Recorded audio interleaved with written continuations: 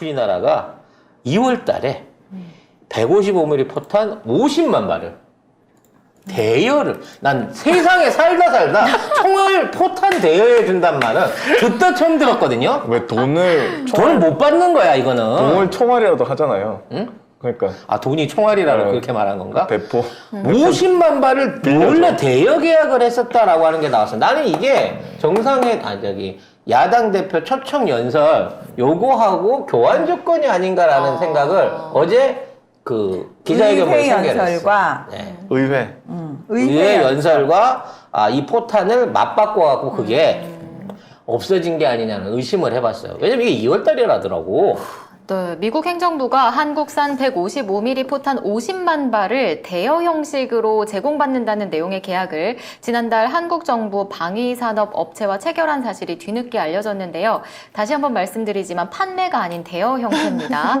이에 대해서 정부와 언론은 러시아가 만약 크게 반발을 하면 미국에 요청을 해서 포탄을 돌려받는 식으로 관리할 수 있다고 판단한 거라고 아니 강조했습니다. 쏜 포탄을 다시 가져와? 근데 빌려줬으니까 빌려준 걸 어떻게 쓰느냐에 대해서는 상관 안 한다는 거지. 이게 조금 더 구체적으로 뭐냐면 작년에 10만 발을 팔았잖아요. 네. 그때 10만 발 사갈 때 야, 이거 미치겠다. 우크라이나 안 보낸다 그랬어. 근데 그 당시에 우크라이나에서 우리나라 글자가 스킨 155mm 포탄이 사진에 찍혔어요. 이게 결과적으로 간 거야. 그래서 러시아랑 주변 국가들이 많이 삐졌단 말이야. 어떻게든 그러니까 우리는 사실은 우크라이나 주려고 보낸 게 아니에요. 그래서 10만 발 보낸 거에 대해서 압박이 많았어. 근데 10만 발을 추가로 더 팔으라 그랬어. 그러니까 야 우리 파는 거 이제 부담스러워. 정치적으로 외교적으로 부담스러우니까 차라리 우리가 50만 발을 빌려줄게. 아니 뭐가 달라? 이게 뭐가 달라 도대체? 근데 우리나라가 현재 155mm 폭탄 생산할 수 있는 한 달에 최고 물량이 8만 개에서 15만 개예요. 24시간 돌려도 15만 개 만들어내는 게 최대 한계거든요. 근데 지금 거의 풀로 돌리고 있어서 만드는 게 10만 개 정도 나갑니다. 근데 이게 다 우리나라 국방에 들어가는 거예요. 우리나라는 포탄 재고량이 125mm, 155mm 합쳐서 약 400만 발이 넘는다고 합니다. 와, 어마어마한 거지만 진짜 많네. 우리가 포가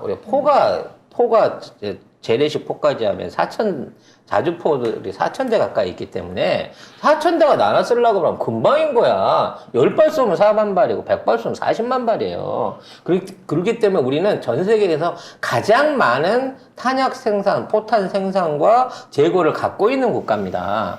그래서 제가 알면 안 되는 건데 155mm 우리나라 현재 재고 분량이 150만 발에서 200만 발 사이인 걸로 알고 있어요. 총 갖고 있는 탄약들 중에. 근데 이 중에 50만 발을 빌려준다는 얘기는 갖고 있는 것 중에 5분의 1을 떠내준다는 거예요. 생산해서 주려면 5달 걸려. 와.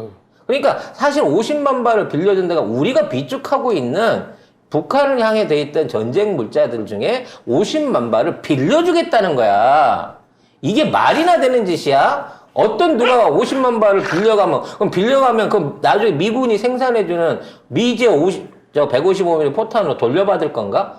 말도 안 되는 짓거리야. 빌려줬다가 못 받으면 그러면 그 지원한 걸로 치지 뭐. 그런 데다가 급해서 썼다고 그러는데 내가 할 말이 있나?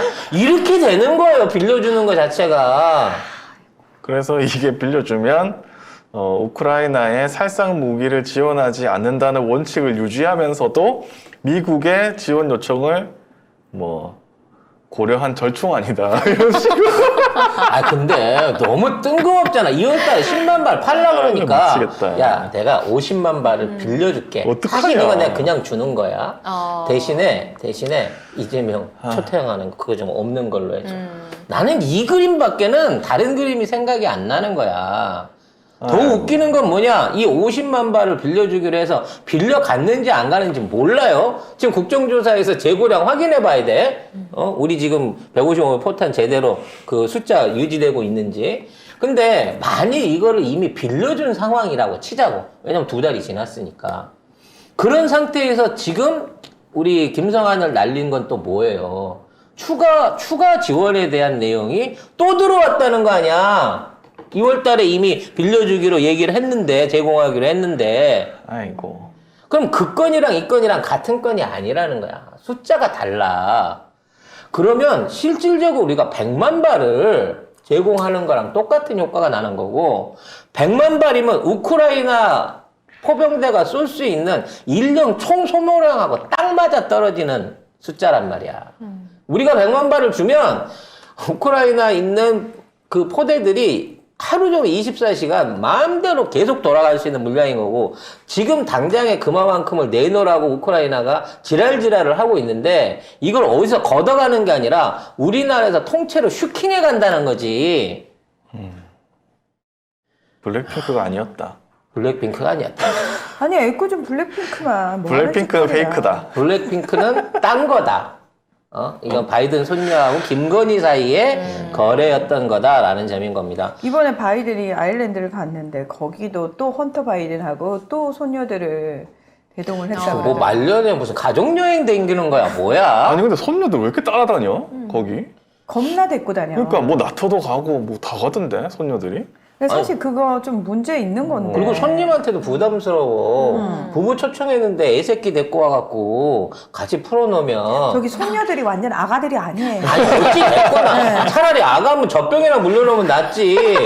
지 하고 싶은 거 하겠다고 여기저기 쑤시고 다니는 쑤시고 돌아다닐 거 아니야. 그건 무슨 의미냐면 이 미국의 소위 정치 가문들이 지금까지 명맥을 유지한 방법 중에 하나예요. 예를 들어서 한 명이 정치인으로 진출해가지고 우리가 정치 가문이 되겠다라고 작정을 했다 그러면은 고위직 가잖아요. 그러면은 갈 때 그런 그러니까 진짜 자기의 자식들, 손자, 손녀들 데리고 다녀요. 그건 무슨 얘기냐면 그 나라와 인연을 맺어주는 거예요. 아니, 어렸을 때 걔네 커갖고 정치인 될지 어떻게 알아? 아니죠. 바이든이 이번 때에서 망할지 어떻게 하냐고.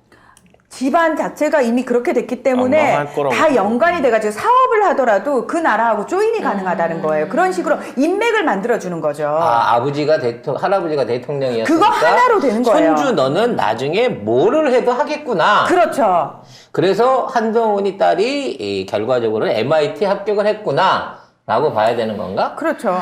어쨌든 이 블라디미르 푸틴 러시아 대통령이 그랬어요. 우크라이나에 무기를 제공할 경우 한국 러시아 관계는 파탄날 것이다.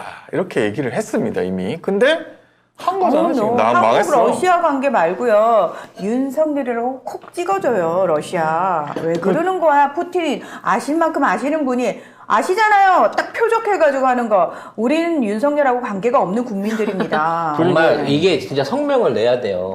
이 국민 모든 성명을 내야 거는 윤석열의 개인적인 일탈이지 우리와 관계 우리 정부와 국민들은 전혀 이와 관련 없고 동의한 바가 없다라고. 윤석열 개인의 의견임을 분명히 야, 그 밝혀드립니다. 러시아 신문사에다 일명 광고 얼마인지 좀 물어봐. 우리가 돈을 못 타가지고. 그런 서명운동 너무 좋은데. 일본, 모스크바나 어디 이런 쪽에다가 근데- 일명 광고를 내자, 차라리. 근데 이렇게 되면 진짜 무서운 게 뭐냐면 러시아는 진짜로 복수를 하거든요. 그러면 그러니까 일단 그 얘기를 해주라고 러시아어로. 일단 러시아에 있는 우리 교민들이나 사업하시는 분들이 기업들이 힘들어. 위험해질 수 있어요. 이거는 진짜 위험해질 수 있어. 이거는 진짜로. 벌써부터 러시아가 저 철수세 받겠다고 지금 진짜 위험해질 수 있어요. 큰 소리 지금 치는데. 안 그래도 4월이 제일 무서운 달이거든요. 뭐냐면 저는 아직도 잊어버리지 않는 게 레닌 생일이 4월 22일입니다. 1870년. 그리고 히틀러 죽은 날이 4월 30일입니다. 45년. 아무 상관이 없을 것 같죠?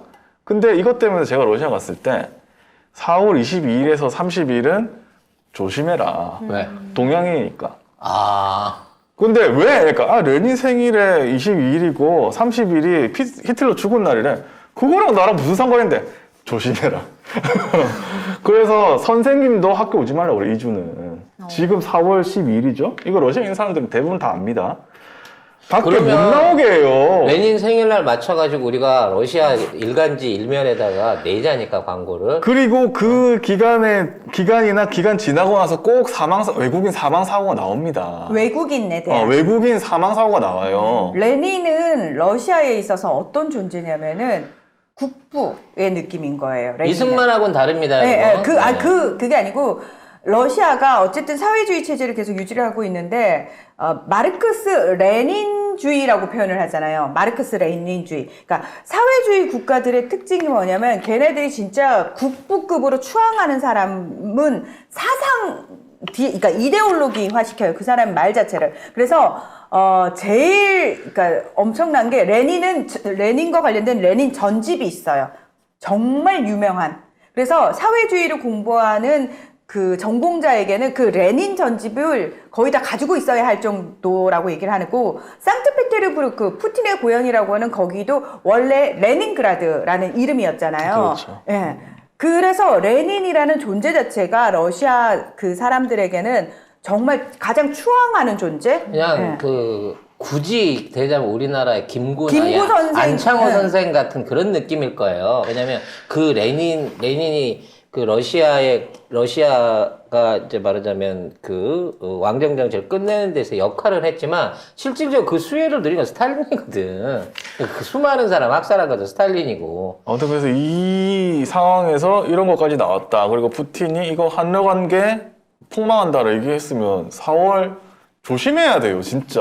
왜냐면 이 시기 때 그러한 조심해야 발언 돼. 얘기는 제재를 일으킬 가능성이 아, 높다고. 진짜. 그 아니. 전에 일간 광고를 내자고. 자, 누구한테 얘기를 하는 거야, 지금?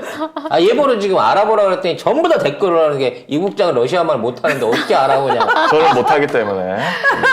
자, 러시아 계시는 분들이 그래요.